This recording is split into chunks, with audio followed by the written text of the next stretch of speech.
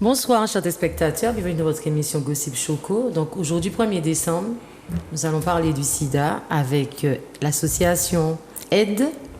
Jason. Oui, effectivement. Alors, bonsoir à tous. Donc, je suis Jason Théophile, président de l'association Aide Territoire Antilles. Donc, c'est une association qui, cette année, s'est rassemblée où tous les, on va dire, le territoire d'outre-mer s'est rassemblé, à savoir la Guadeloupe, Saint-Martin et la Martinique. Donc, nous formons un seul territoire et du coup, nous sommes tous concentrés sur la fin de l'épidémie. Est-ce que tu penses que les jeunes d'aujourd'hui sont bien informés sur le sida?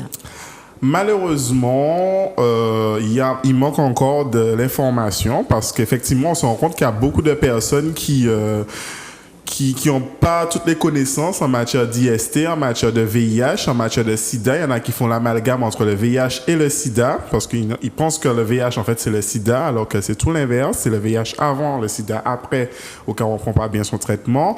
Et puis, il y a aussi les hépatites. Il y a l'hépatite B, il y a l'hépatite C. Et puis, à côté de ça, il y a aussi les discriminations sociales. Donc, on va parler de sérophobie. Donc, la sérophobie, ce sont les personnes qui vont porter des termes péjoratifs à l'encontre des personnes qui vivent avec le VIH. Charlène? Mais qu'est-ce que vous mettez en place, si c'est vous qui vous en occupez, pour que dans les écoles, puisqu'il faut que ça parte de quelque part, pour que dans les écoles, on puisse informer les jeunes du sida? Et si toutefois vous faites cette action, à partir de quelle classe?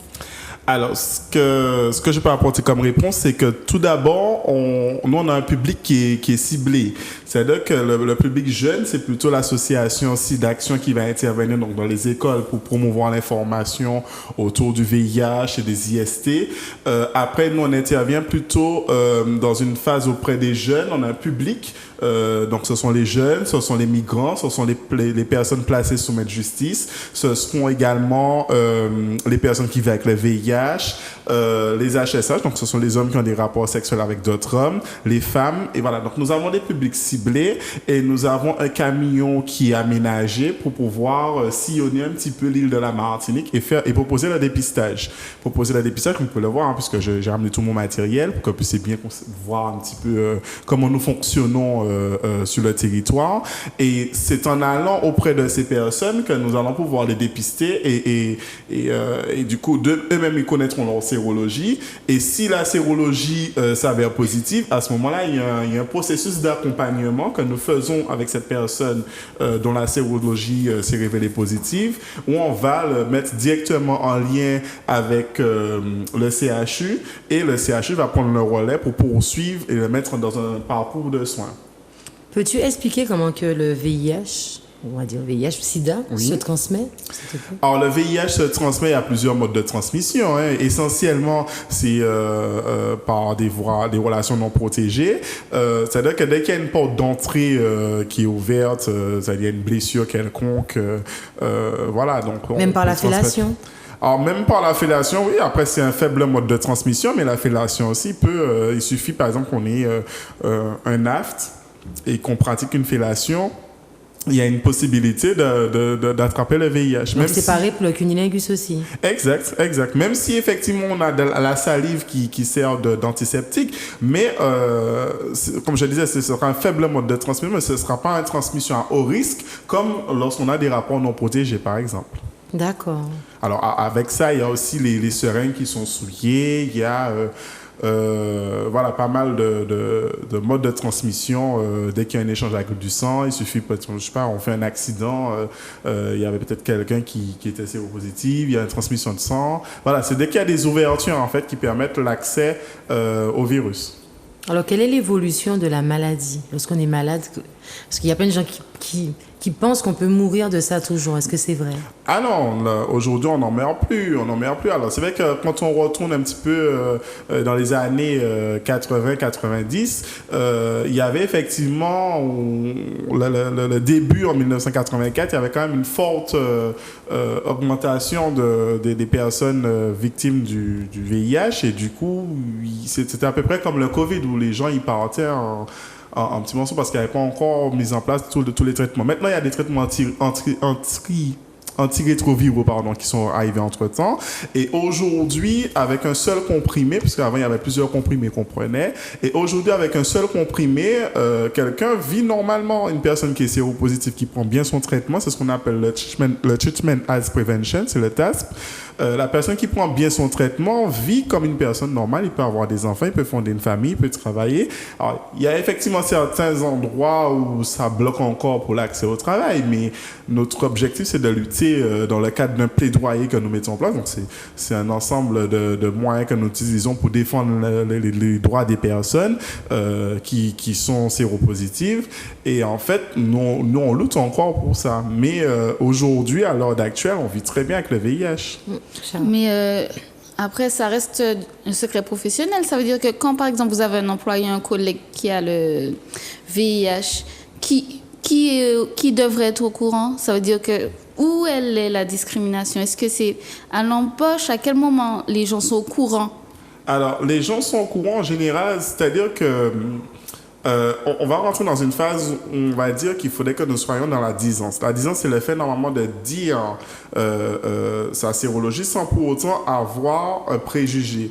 Maintenant, c'est comme si je dis je suis gay ou voilà, ou je suis hétéro. Il n'y a pas à sectoriser en fait soit une sexualité ou le statut sérologique.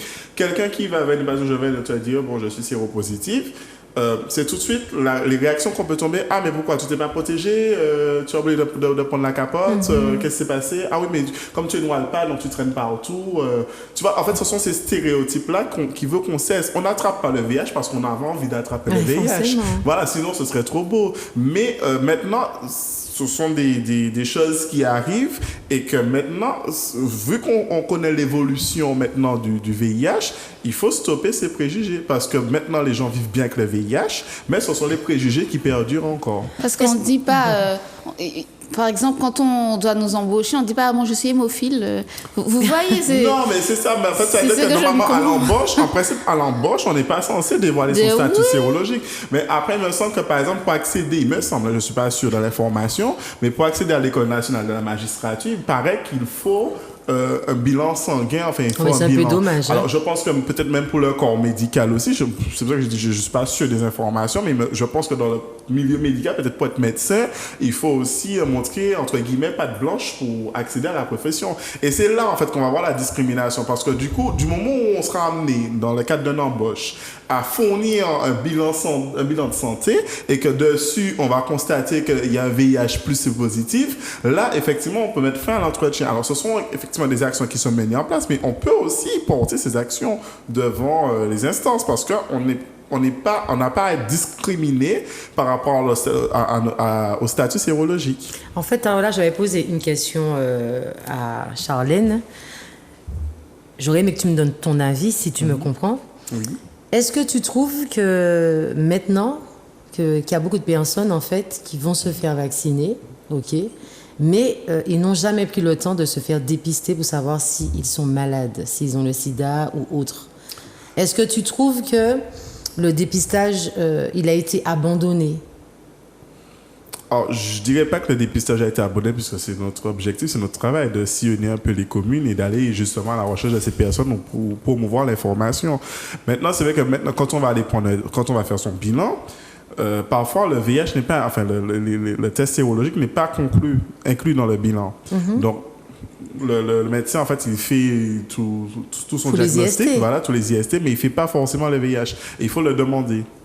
Et du coup, les personnes non plus ne pensent pas forcément à le demander. En fait, je t'ai posé cette question parce que j'ai l'impression qu'il y a beaucoup de personnes qui pensent qu'ils ne sont pas concernés par le VIH, d'accord? Donc pour eux, je connais des gens qui n'ont jamais fait de dépistage pour savoir s'ils sont malades. Or que la maladie peut être en nous et on ne le sait pas, on ne le voit pas. Exact. Tu comprends? Tandis que lorsque le Covid est sorti, il y a beaucoup de personnes, ils ont eu tout de suite peur. À croire qu'ils ont plus peur de cette maladie que du sida qui est là longtemps avant. Mais ça démontre bien que justement le sida qui est là et que le VIH, je veux dire, et que les personnes prennent son traitement, ils ne s'inquiètent pas. Et on va même beaucoup plus loin. Moi, personnellement, j'ai l'impression que la personne qui prend son traitement pour le VIH, limite, n'a pas le COVID. Son traitement semble, en tout cas, bon, c'est pas encore des choses qui sont bien définies, mais j'ai l'impression que son traitement antirétroviral l'empêche d'avoir le COVID. Alors justement, est-ce que les personnes qui ont le VIH font partie de la liste des personnes fragiles et donc susceptibles de devoir se faire vacciner, comme les personnes diabétiques, obèses? Est-ce qu'ils sont dans la liste? La question a déjà été posée, il paraît que non. Non, ce ne sont pas des personnes... à risque. Classées à risque ou personnes prioritaires sur la vaccination. C'était essentiellement les personnes âgées ou à forte morbidité. Mais non, les personnes, non, on n'était pas... à mon avis, peut-être que je me trompe, mais normalement, non, on n'était pas censé être parmi les personnes prioritaires pour l'accès au vaccin. On va regarder le témoignage d'une dame qui s'appelle Grace. Vous allez me dire ce que vous en pensez. Je vis avec le VIH depuis 1987, plus de 30 ans, et je suis sous traitement depuis 1992. Pour mes proches, c'était effectivement la peur que je puisse mourir, que je puisse partir tôt. J'étais encore jeune et ils pensaient beaucoup plus à ça. À cette époque-là, il y avait beaucoup de craintes. La plupart des personnes ne savaient pas comment le VIH se transmettait. Et je pense que cette manque d'information faisait que les gens aient plus peur. Au quotidien, voilà, il y a ces médicaments qu'on doit prendre, mais c'est comme si on devait prendre des vitamines ou on devait prendre pour vivre. Je pense que il y a d'autres personnes qui ont d'autres médicaments, même beaucoup à prendre. Parce que le VIH, tant qu'on prend les médicaments, ma charge virale est indétectable. Je pense que le VIH est bien contrôlé. Tant que je me sens bien physiquement, je pense que c'est le plus important. On me l'aurait dit en 89, je pense que je n'y aurais pas cru. D'être là, de voir ma famille s'agrandir, j'essaie d'en profiter au maximum. Le VIH existe encore. Mais je sais que grâce à son traitement, elle est en bonne santé.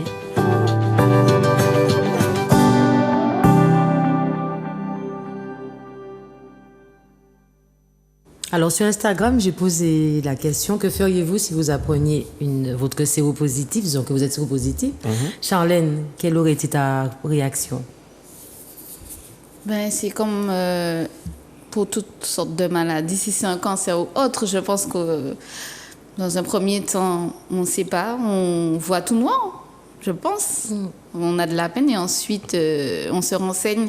Et je pense qu'il y a le corps médical, peut-être d'autres institutions qui vous réconfortent et parce qu'une fois que vous faites le dépistage, après vous êtes obligé, vous devez vous rendre, je ne sais pas où, pour voir. Il y a des psychologues, tout le monde, c'est bien encadré.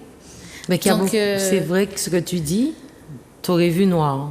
Oui. Bien sûr. Il y a beaucoup de personnes sur Insta, ils ont dit pareil, sauf que peu ont été nombreux à dire qu'ils auraient contacté leurs anciens partenaires. Il y a peu de personnes qui ont répondu comme ça, parce que forcément, c'est une maladie sexuellement transmissible. Il y a une personne qui a répondu ça. Oui, une. Et toi maintenant, si on te dit que tu as le sida, excuse-moi, le premier truc qui te vient à la tête, c'est « mais j'ai pris ça où? Qui me l'a donné ?»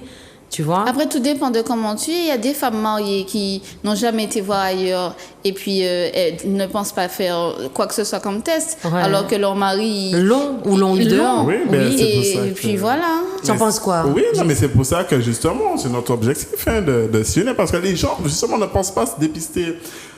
Voilà, pour peu qu'on sort, on a bu, on est parti dans un... Oui, mais hyper vite. Donc, du coup, tu rentres, peut-être que pour toi, la personne avec laquelle tu as eu un rapport, peut-être dans la relation, la personne, tu lui as fait confiance, en fait. Donc, du coup, moi, je dis dans ce genre de situation-là, les deux sont responsables. Parce que l'un aurait dû penser à demander à l'autre le port du préservatif. Oui, mais Jason, c'est quoi les risques si on est contaminé et qu'on ne se fait pas dépister? Sur le corps, physiquement, c'est quoi les risques?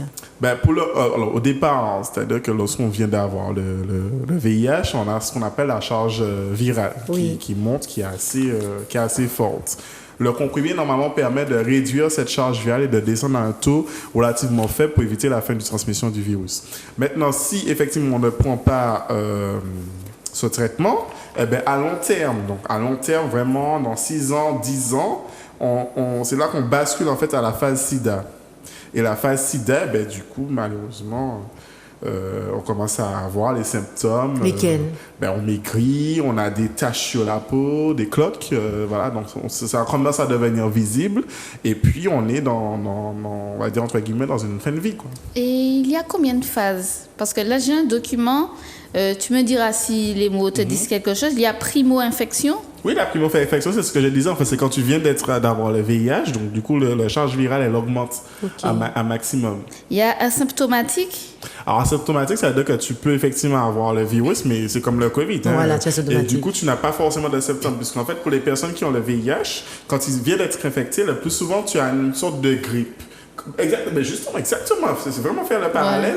Tu as une sorte de grippe, mais qui est beaucoup plus forte quand même. Tu as une fatigue intense. Et là, en fait, c'est ça les symptômes. Et tu en as d'autres qui, effectivement, qui peuvent être infectés, qui n'ont rien du tout, qui vivent normalement. Et puis, un beau jour, ils vont découvrir que, ils ont eu le VIH. D'accord. Et j'ai symptomatique non-sida. Ben c'est ça, c'est la phase avant le sida, c'est-à-dire que c'est la personne, elle vit avec, ou elle prend son traitement, et du coup, elle va pas arriver à passer le stade sida. D'accord, et pour finir, il y a sida. Voilà, comme je l'ai expliqué, c'est quand on ne prend pas son traitement et qu'on arrive effectivement au bout d'un certain nombre d'années, on arrive à une situation... Eh bien, c'est le taux, excuse-moi, c'est le taux le plus faible. Parce que les données que j'ai datent de 2018, ce sont des données du bulletin de santé publique de novembre 2019 et les sida, parce qu'il y a des gens qui pensent que un tel a le sida, eh bien, ce sont les chiffres les plus faibles à partir des dépistages, ce sont les chiffres les plus faibles, c'est 8,2% de... Oui, puisque aujourd'hui il y a le traitement qui permet de vivre décemment et de ne pas avoir...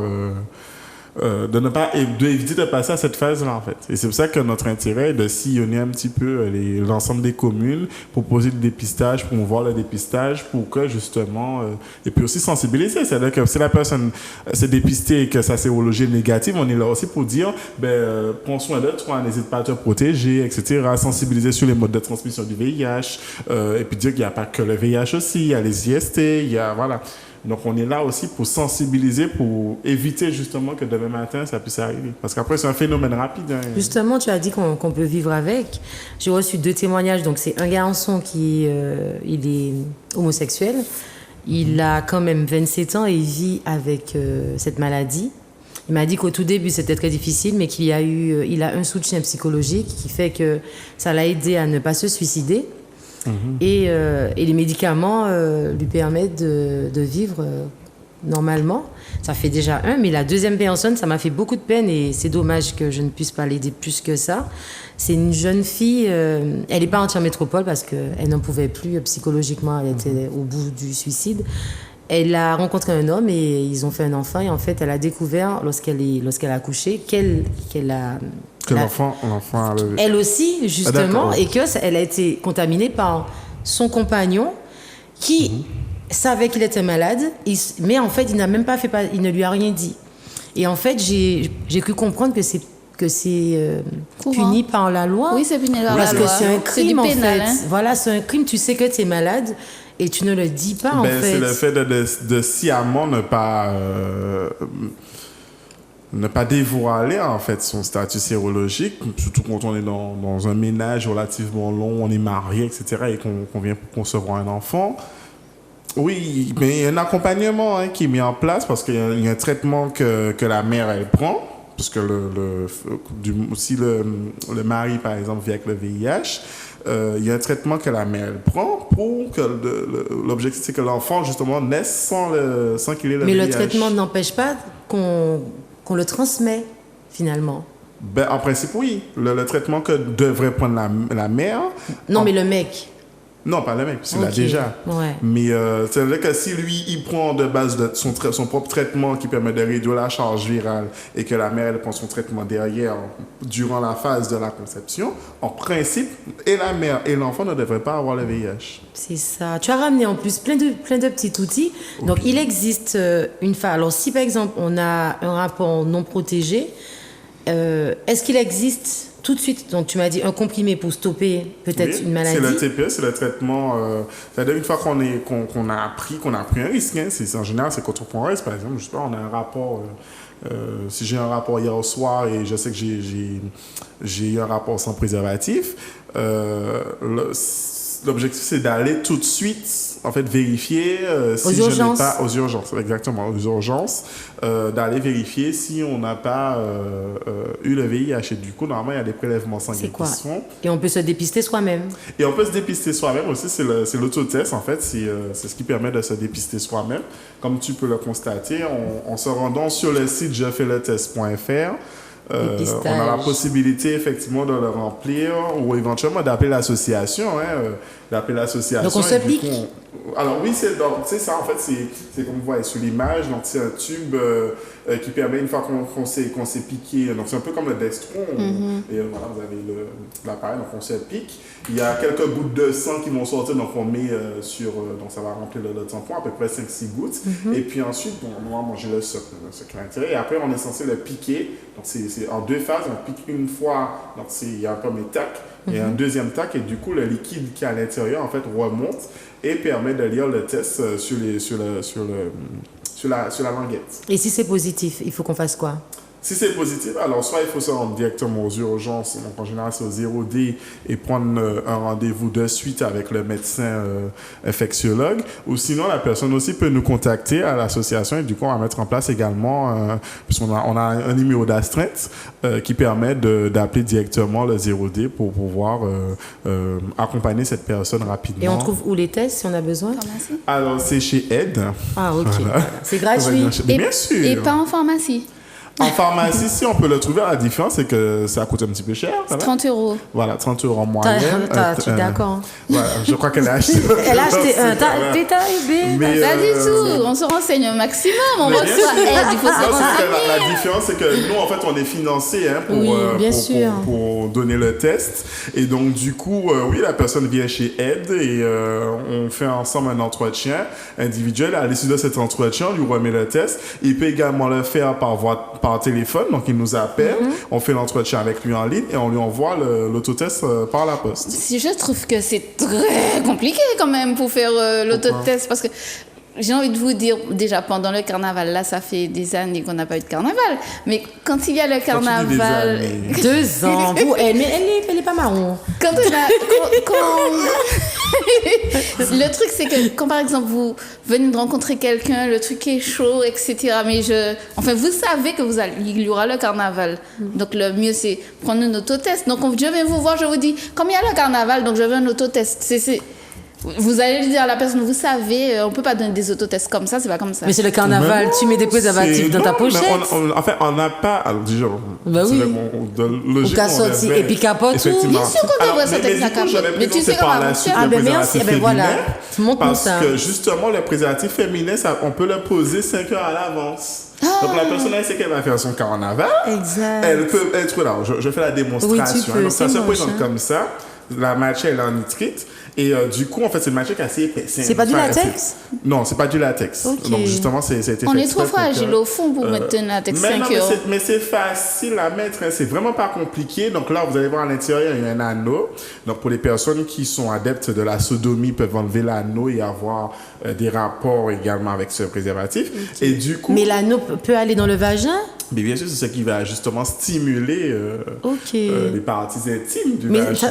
ça rentre comment? C'est bien Alors, large. on hein. va le pincer légèrement, comme ça Ok. fait en forme d'infini, tu Oui. vois, ça fait un 8. Ok. Et du coup, voici voilà, le vagin là, comme ça, donc je vais face à la télé. Oui. Et du coup, on l'introduit Alors, il faut pas choisir une position. Non, c'est ce que je me dis. Voilà, il faut s'allonger sur le Accroupi lit, ou peut-être couché. en poirier, voilà, Ok. en cuillère, enfin, comme vous. Une position assez intéressante. Et du coup, pour que justement le préservatif puisse bien prendre forme dans le fond. Vous voyez, ça touche le fond et ça, voilà. Et ça Il y a des femmes qui ont ça des se fonds colle plus longs sur que le- ça. Je vous... Galon, Ben, j'ai le bagaille là, préservatif, Charlène. voilà. Comme même le truc Et est bien du coup, long. devant, voilà, du coup, on va venir, voilà, reposer le préservatif tranquillement sur l'avant du vagin. Et du coup, voilà.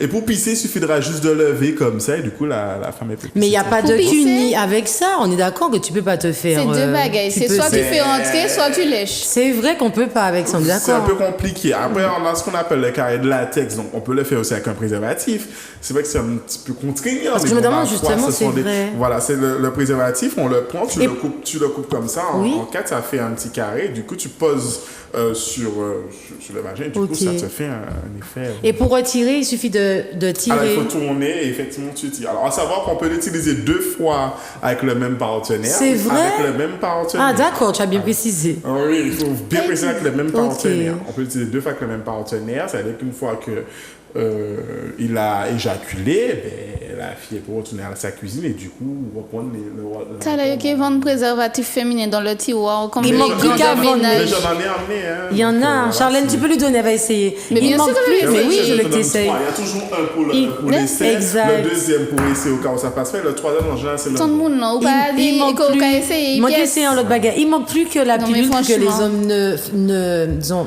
Oui, il y a- voilà, soient effectivement, il y a- stériles il y a- ou autres. Tu comprends? J'ai une question très importante. Bon, là, c'est la question qu'on m'a demandé. Pourquoi faut-il pincer le réservoir du préservatif au moment où on le met? C'est pour ça que j'ai ramené. Alors, pourquoi il faut pincer? Attends, dis-moi pourquoi. Alors, il faut pincer parce qu'en fait, d'une face, ça s'éclate. Parce que la chasse d'air, en fait, elle gonfle. Oui. Et du coup, de le rapport, oui, il peut s'éclater. Du coup, le sperme, effectivement, peut. J'ai un petit jeu pour vous. Tu pensais bien que j'allais pas te recevoir et rester aussi sérieuse. Charlotte, je te prête mon joujou. Tiens. Vous allez me faire une démonstration, celui qui met le préservatif en premier. Ça fait longtemps que j'ai pas mis Un ça. concours, celui qui finit en premier. Je vous dis, attention, je vous laisse au moins. Ne déchirez pas encore l'emballage. Quand je dis 1, 2, 3, quand je dis 3, vous déroulez votre préservatif. En Attention. déroule. donc On peut déroule, déjà- mais Non, vous déchirez. Attendez. 1, 2, top. Ça glisse. Attends. Je laisse. Mon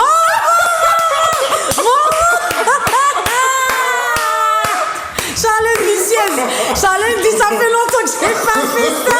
Mais elle a fini avant toi, Jason. Non, mais je l'ai laissé terminer. Ben, en plus, elle a PC. C'est une bonne technique, Charlène. Bien Non, sûr. surtout qu'elle a bien tenu pour. Exactement, voilà, c'est ça, en fait, Charlène. faut bien tenir Mais pour je bien- t'invite à retirer Je et à voulais montrer. pas choquer les à montrer non au téléspectateurs. ralenti parce que non, sincèrement, je suis fière. Je peux Jason, avec alors la peux-tu pluie. montrer comment on met, s'il te plaît, dans un peu de professionnalisme parce que Charlène, non, il déroulait la bête. On y l'habitude.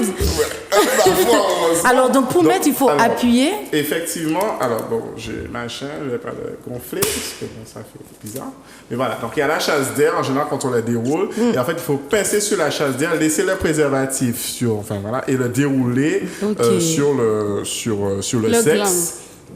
On va dire le sexe. hein, parce que D'accord. le grand, tu Ça, vois, c'est des juste quantités cette que- voilà, partie-là. exact. Mais on Voilà, déroule donc, sur bon, où? c'est déjà roulé, mais c'est pour montrer comment voilà, on le fait. Donc, voilà l'effet que ça peut faire. Bon, là, c'est parce que ça marche. Mais voilà l'effet que ça peut faire sur la chasse d'air quand on l'a pas pincé. Donc, ça gonfle Ok. un peu comme ça. Donc, ça fait une espèce de petite bulle. Oui. Et vous pensez bien, ben, pendant l'action, ben, voilà, une fois que la personne a éjaculé, ben, ça peut effectivement éclater. Cette petite bulle-là d'air qui va Rester rester. coincé au fond. Peut pas rester coincé au fond, mais ça va Quand ça lâcher. s'éclate, ça peut rester au fond du vagin. Ben, oui, alors ça c'est le cas où vraiment si on va à l'extrême puissance. Exact. Mais, En fait, on m'a demandé est-ce que tout lubrifiant peut être utilisé sur les préservatifs afin de ne pas avoir de déchets ou autre. Mais est-ce qu'il y a il est un fortement lubrifiant? conseillé, oui. Il y a le lubrifiant, c'est le lubrifiant à base d'eau, c'est celui-ci. Le jacket, c'est un gel relativement intime, hypoallergénique et qui respecte en général les muqueuses. En plus, il ne tâche pas. Donc, voilà, à base d'eau, c'est le meilleur. Après, maintenant, on peut s'acheter son lubrifiant. Bien sûr. On vend des lubrifiants comestibles. Exact. À base de fraises, framboises. Ouais, ça rend moulin, plus enfin. agréable. Et puis, l'odeur aussi donne envie de... Parce que le latex a une forte odeur. hein. Mais dès qu'il y a l'odeur, c'est pas bon. que le ça fait latex a fraise une bagaille. forte odeur. Mais en Ben, fait, après, voilà, chacun a ses pratiques. Mais l'essentiel, c'est de ne pas transmettre le VIH. Ça, c'est vrai, de prendre sur soi, Charlène. De pouvoir retirer le préservatif en regardant tout le fond du préservatif, s'il n'est pas déchiré, s'il va retrouver, etc. Parce qu'il y a aussi des personnes qui sont mal intentionnées, hein, qui vont aussi... faire des trous. Tu as compris. Ces femmes-là qui besoin de tomber enceinte là, tu sais, il y a eu plein de... Il y a plein de jeunes, je sais pas si je peux dire que les jeunes, parce que finalement, je pense qu'il y a plusieurs âges. Il y a des gens qui n'aiment pas les préservatifs parce qu'ils disent je ne sens rien, je n'ai pas qu'à sentir chalet, je n'ai pas qu'à sentir rien. Que penses-tu de ça? Ben, alors, je vais pas te mentir, perso... Ouais, je pense que c'est beaucoup de personnes. C'est-à-dire qu'il y a pas mal de personnes, mais y compris moi. Hein, enfin, voilà. Mais à ce moment-là, on peut utiliser le skin. Le skin, c'est un préservatif qui permet de... Oui, le skin fonctionne bien, ça dépend. Parce qu'il est fin. Il est très, très, très fin. Il y Et a du pas coup, de tu d'air. sens en fait la sensation. Tu ressens comme si tu n'avais pas de préservatif. Ok. Enfin, c'est vraiment vrai. Hein. Je l'ai testé, donc Ok. du coup, je peux le certifier. Tu sens vraiment comme si... Mais des fois même, tu te poses la question, est-ce que tu l'as mis, le préservatif? Exact. Tellement que le truc, il est fait, que tu ressens le truc comme si tu n'avais jamais mis de préservatif. Alors, est-ce que quand tu fais est-ce que lorsque tu fais comment je peux appeler ça, lorsque tu te déplaces pour inciter les gens à se faire dépister, est-ce qu'ils te posent ce genre de questions? Si, Est-ce que tu les rassures en leur disant, messieurs ou mesdames, ayez toujours un préservatif sur vous? Parce que Bien c'est rare. sûr. Avant, on trouvait ça dans les portefeuilles. J'ai l'impression que les gens ne marchent plus avec des Ben, je préservatifs. pense que les gens ne mangent pas avec parce que c'est cher, il faut acheter. Il faut acheter. Quand on va dans une pharmacie, on veut prendre une boîte de... Même dans le centre commercial, on va acheter une boîte de skin. Le skin, il est à 6-7 euros, voire 12 euros en Oui, fonction 12 euros. Ouais, Oui, je crois 12 euros. Oui, voilà, 12 euros. Mais voilà, parce mais que en tout 6 cas, euros, c'est voilà. le Enfin, 6 premier euros, je sais prix. pas. Ben, peut-être que c'est le paquet Oui. 4. C'est le paquet 2, effectivement. Donc, tu vois, c'est relativement cher peut-être pour eux, tandis que nous, on le donne. Donc, du coup, les gens vont toujours venir, effectivement, récupérer pour pouvoir se protéger. Et du coup, oui, j'ai beaucoup de questions. J'ai des gens qui me disent, oui, mais des fois, ça me gratte, ou le gel n'est pas bon, ou ouais, mais je mets les préservatifs, mais des fois, ça me fait débander. Exactement. Oui, j'ai beaucoup de questions. Alors, du coup, chez nous, ce qui est bien, c'est qu'on a beaucoup d'outils pour permettre d'avoir une relation sexuelle, franchement, épanouie et sans qu'il y ait on va dire, d'effets secondaires. Voilà. Quelles sont les personnes qui viennent à vous? La tranche d'âge? On a tout. le On a type. essentiellement effectivement des jeunes, mais on a tout type de personnes, entre 18 et 30 ans, 40 ans précisément. C'est vrai qu'on est beaucoup plus ciblé aussi sur les jeunes, parce que du coup on se dit c'est l'échelle. On est beaucoup plus ciblé sur les jeunes pour qu'ils puissent se protéger et voilà, que ça puisse, parce que c'est pour que les faits se dire ouais, non, le VIH ça n'existe plus, non. C'est pour leur faire un petit pansement comme de rappel, dire n'oubliez pas, ça existe quand même. Je pense que c'est tout le monde qui aurait dû aller, Charlène, parce que les personnes d'un certain âge, 40 et quelques 50 ans, tu penses qu'ils ont des préservatifs dans leur voiture ou bien chez eux? Tout dépend. Alors surtout pas dans la voiture parce que ça va chauffer.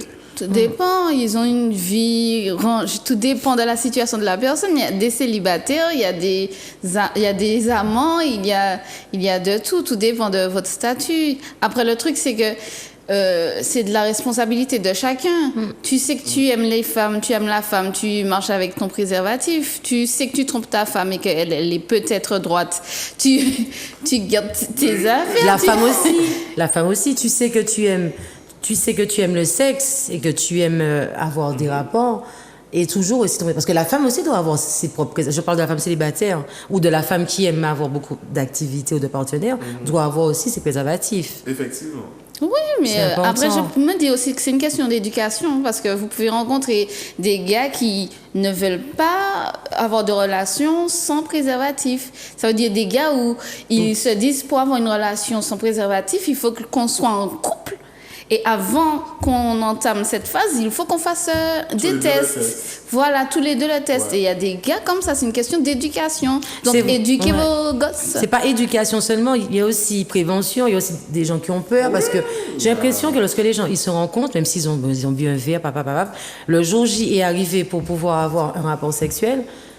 Certaines personnes font l'amour pour la première fois sans rapport sexuel, sans avoir fait au préalable un dépistage, un test, au moins pour les IST. Il y a ça aussi. En effet. Et ça, c'est grave.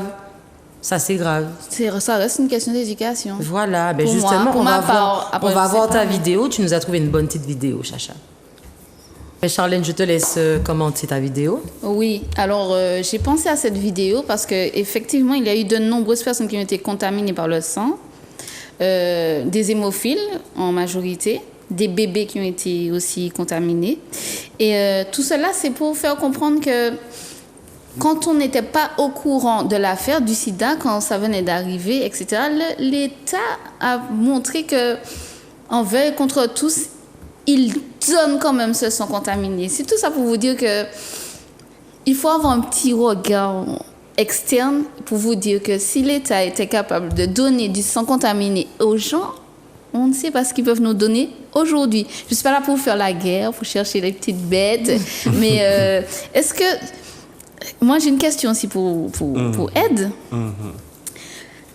L'effort que l'État a mis pour qu'on puisse s'obliger à se dépister, s'obliger à se vacciner, est-ce que vous ne vous dites pas qu'ils n'ont pas fait un tel travail pour le sida?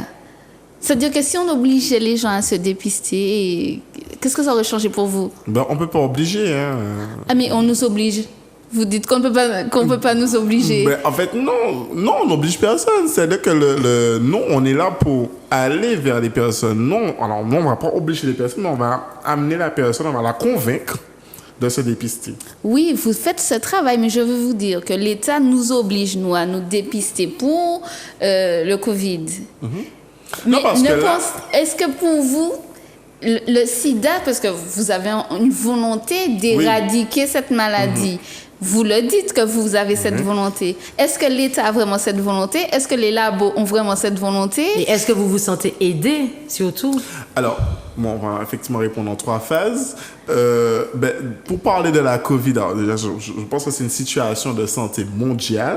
Donc, du coup, de ce point de vue, au niveau de l'État, ils ont une responsabilité au niveau de la population. Donc, il faut effectivement soigner, sinon, le président gâche la responsabilité pénale. Je crois qu'il y a les termes exactement. En tout cas, si on s'abstient de trouver quelque chose pour répondre à une épidémie qui est liée à la COVID, sa responsabilité peut être engagée. Nous, on a eu cette phase, vous parlez du VIH, du sida, cette phase-là a été dans les années 80. Et effectivement, vous avez vu, il y a eu quand même un long processus pour mettre en place des traitements pour justement ralentir cette transmission. Du coup, on n'est plus dans une phase d'urgence où on va obliger les gens à se dépister. Alors, si effectivement demain ça vient, voilà, on va Et se tu plier. ne t'es pas dit, bon, toi qui es dans Aide, qui milite contre cette maladie, mais pour que les gens puissent vivre avec, en tout cas convenablement, tu t'es pas dit, gars, depuis que je suis sida là, il n'y a pas jamais fait vaccin contre le sida, et puis virus à l'arrivée, et puis un vaccin en nippon. Bah alors d'après, je m'étais posé la question au début, mais c'est après en fait qu'on comprend, il y a des recherches qui sont en train d'être faites parce que du coup, d'après ce que j'ai pu comprendre pour le Covid, il y avait déjà un pré-traitement de la grippe A. Ce sont des molécules qui ont été reprises par rapport à la Covid, enfin selon ce que j'ai suivi scientifiquement. Après le VIH, c'est pas pareil du tout parce que le VIH en fait c'est tout le sang qui est contaminé, le Covid, ben, C'est viral. voilà, ça vient ponctuellement, en fait. Ça vient, puis ça repart. Et puis après, tu n'as plus, tu deviens négatif. Tandis que le VIH, tu seras toujours positif à vie. Donc, il faut vraiment trouver le traitement à partir des molécules en question. Enfin, je ne suis pas scientifique, hein, mais c'est l'analyse qu'on peut en faire pour pouvoir... et c'est pour ça qu'on fait des demandes de dons, on fait des appels de dépistage pendant qu'il y a des recherches qui se font, qu'on puisse... alors, il paraît qu'il y a un vaccin qui est déjà sorti en cours d'expérimentation. C'est en cours d'expérimentation, donc du coup, on verra l'évolution de ce vaccin. En Je tout cas, sais pas si- je tiens quand même à féliciter Jason Parce que ce week-end, tu étais à Saint-Martin pour l'inauguration. Effectivement, c'est parce que comme je l'expliquais, le territoire, maintenant, chaque territoire a son lieu de mobilisation, donc son local. En Guadeloupe, c'est à Basse-Terre, en Martinique, c'est à Fort-de-France, et à Saint-Martin, c'est à Concordia. Et effectivement, ils ont investi financièrement dans l'achat d'une maison qui sert de local et qui a été aménagée pour... Et c'est SMI Studio, je crois, qui a procédé à l'aménagement total de ce bien. Et du coup, c'est un lieu, effectivement, qu'il fallait inaugurer. Donc, on a eu quand même nos partenaires qui sont intervenus, la Sécurité sociale, la préfecture, qui sont venus. Même ce matin, dans le cadre du 1er décembre, on a eu le préfet qui est venu nous voir sur la rue piétonne, nous encourager pour l'action qu'on menait auprès de la population. Peux-tu dire aux téléspectateurs qui seraient intéressés pour venir à Aide, comment faire pour te contacter? Alors, pour nous contacter, c'est simple. Il suffit d'aller sur notre page Facebook Aide TA Martinique. On peut également nous contacter au téléphone. Donc, c'est le 0696 30 50 58 ou le 0696 303 686. Et puis, on est également un peu partout sur Instagram, Aide TA Martinique, Twitter. On est quand même présent sur les réseaux sociaux. Et puis sinon, on se situe à Fort-de-France, 3739 rue Garnier-Pagès. En fait, c'est dans l'angle de la rue à côté du Leader Price et du bar Manhattan. En fait, c'est l'ancien rue Minimum Maximode à côté du restaurant Marco Resto. D'accord. Mais en tout cas, je te remercie beaucoup pour ta présence, pour tes présents. Charlène nous dira ce qu'elle en pense, que ce soit féminin ou masculin. Oui. Si tu as un mot à faire passer. C'est dépistez-vous. Dépistez-vous parce que l'objectif, c'est vraiment la fin de l'épidémie. Et sans connaître son statut sérologique, on pourra jamais participer en fait à la fin de l'épidémie. Donc, et surtout, pour confirmer la campagne nationale de aide, c'est qu'aujourd'hui, on peut vivre avec le VIH, mais ce sont les préjugés qui empêchent aux personnes de vivre correctement. D'accord, mais il ne nous reste pas beaucoup de minutes, peut-être 5 minutes pour parler de la vie chère en Martinique. Charlène, qu'en penses-tu lorsque tu fais tes courses? Est-ce que tu peux nous donner juste la première lettre du magasin où tu penses... Le plus cher de Martinique. Elle. Non, le moins cher. Le plus cher, elle. OK. En fait, pour moi... La vie était déjà chère, mais là, depuis combien de temps, forcément, toute bague a augmenté. Mais j'ai fait le malheur, pas le malheur parce que c'est mon bonheur et ça me manque. Je vivais en métropole pendant plusieurs années et effectivement, en retournant en Martinique, j'ai dit, bon, allez, il y a un coût à payer parce qu'on aime le soleil, j'aime la mer, je suis fanatique de la mer. Donc, je vais prendre sur moi. Mais plus le temps passe, plus certains produits que je consomme tout le temps deviennent de plus en plus chers. Qu'en penses-tu, Jason?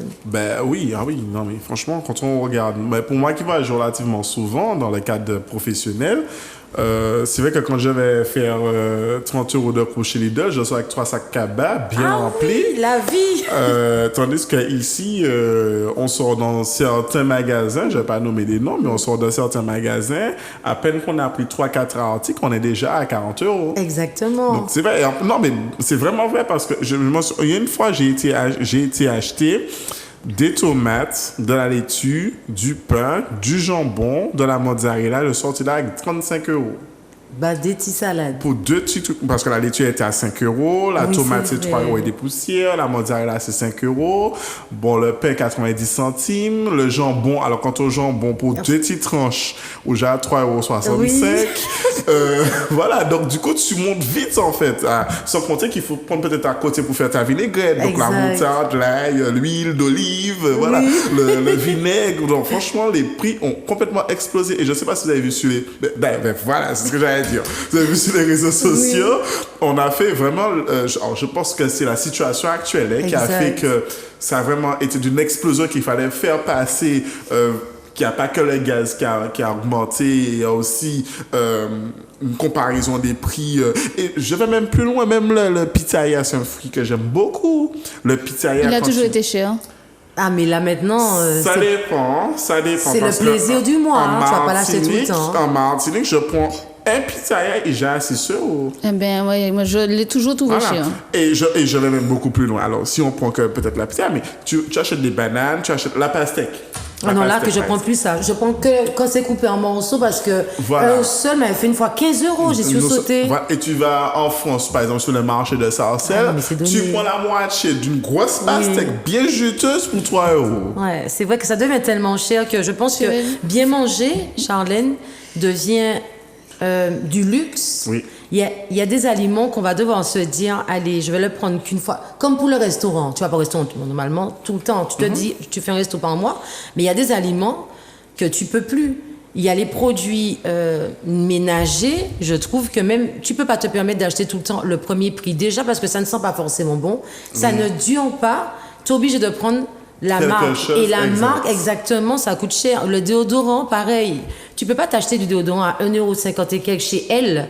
Parce que ça sent bon sur le moment et quand tu mets sur toi, Oui, tu pues. l'odeur, voilà. Ça vire. Et quand tu commences à prendre la marque Nivea, tout ça, tu es déjà monté à 8 € et quelques. Or, qu'en métropole, on achète ça 2 € et quelques. Le café aussi devient du luxe. Oui, mais bien sûr que la vie est chère, mais ici, il faut pas que les gens pensent qu'ils vont avoir les mêmes prix qu'en France. On C'est dit pas les mêmes possible. prix puisqu'on sait qu'il y a Mais l'octroi de mer, attends, mais il n'y a Chacha. pas que l'octroi de mer, il y a pas que l'octroi de Il y a les mer. frais de transport, tout Il y a ça. les transports. Ça veut dire que si nous avons des politiques qui vont pas au sommet pour dire que la vie est chère, qu'il faut faire quelque chose, qu'est-ce que vous voulez qu'on dise? Vous voulez qu'on on dit, on a voté pour des gens qui sont censés nous représenter. Si ces gens-là ne nous représentent pas, je ne compte pas devenir fonctionnaire, donc je peux dire ce que je veux à l'antenne. Mais Ça, c'est mais vrai. si non mais attendez, ça veut dire qu'on est là, on va faire nos courses, on voit que c'est cher, on fait de l'essence, on voit que c'est cher. Vous n'êtes pas à faire l'essence, vous n'êtes pas à faire courses, vous n'êtes pas à acheter bidon de gaz, vous n'êtes pas à faire rien. Ben, Ou bien le plus souvent, c'est financé par l'État. Mais attends, ça veut dire quoi, notre argent là qui paie vos salaires. Vous êtes tellement bien que vous n'êtes pas capable pour aller monter au créneau. Ben, les impôts vont Mais quand tu augmenter. fais tes courses, sans mentir, au mois, ton caddie, est-ce que dans le mois, tu refais encore des courses? C'est pas la même chose parce que dans mon couple, je vais faire les courses et mon compagnon va faire les courses. Ça veut dire comme pour le moment, on n'est pas à l'unisson sur la manière dont on doit faire les courses. Oui. Donc, Il y a un message pour toi. Chaque numéro qu'on dit là, tu as un message pour ton mari. Tu as pris Gossip Choco pour conseiller conjugal, conseiller c'est vrai. intime, confession Exactement, intime. confession intime. non, on n'est pas à l'unisson sur la manière de faire les courses. Moi, j'achète que les produits L parce que Pourquoi? Parce que tu as une carte de parce fidélité. que écoute, Si tu peux acheter des produits parce que non, j'achète que les produits L parce que quand je Non, mais j'achète elle, ces mais attends, produits, elle en haut, bien elle, mais Ouais, tu parce prends qu'il y a en le bas, L. la première prix, c'est un Non. petit logo rouge. Non, je prends les produits L parce que quand je regarde sur mon ticket L, j'ai de l'argent. Donc comme ça, quand à la fin du mois, j'ai pas d'argent, Quel Ah, tu dis, argent? la carte, elle parle de la carte oui, de mais fidélité. justement, mais c'est quel argent? Mais c'est ce que Parce je que dis. l'on- Ça monte 10 centimes, 20 centimes. Justement, Ma carte est à 10 centimes. 54 €. Ta carte est à combien là? ma carte il y a beaucoup. Parce que moi, je prends que des produits L. Parce que moi, bah, quand on y Parce que va, tu as le temps de je faire. regarde. Et puis, je regarde dès que c'est écrit ticket E. Ah oui, donc elle prend Donc, je ticket suis E. obligée de prendre Ok. ticket E. Comme ça me met 20 €, ça me met 30 €, ça me met. Tu prends que des produits t'arrives. Même déodorant ça pas senti non, par bon. contre, Moi, j'ai acheté des déodorants E. Ok, d'accord. Bon, en tout cas, dans les E et dans les F, L, pas E. L. dans les L avec Charlène. Charlène, merci pour les petits conseils. La semaine prochaine, Charlène va vous faire une petite liste chez eux. Allez, moi, Voilà, ben on oui. dit elle va nous Tant faire qu'à une faire. petite liste chez eux avec un budget de 50 € pour la semaine. C'est ton défi du mois, de la semaine du mois. Mais non, parce que moi, mon panier ne fait pas 50 €. On j'ai dit pas un petit ton bébé. panier pour toi avec ton mari, on dit un panier pour une personne seule, Normal. ok? Seul, d'accord. Parce que aux trois là, elle et ton mari qui va chez C, on s'en sort plus. Je te souhaite de continuer à remplir ton panier chez eux aussi. Ben oui, hein. Je vais justement aller regarder ce que je Tu vais vas les trouver chez regarder. eux. Comment ça, les gars, ok, bah, je suis meilleur. Moi, même capable de faire cousse, moi. Bye bye. Au revoir. Done it. Shut up, shut up, shut up, shut up,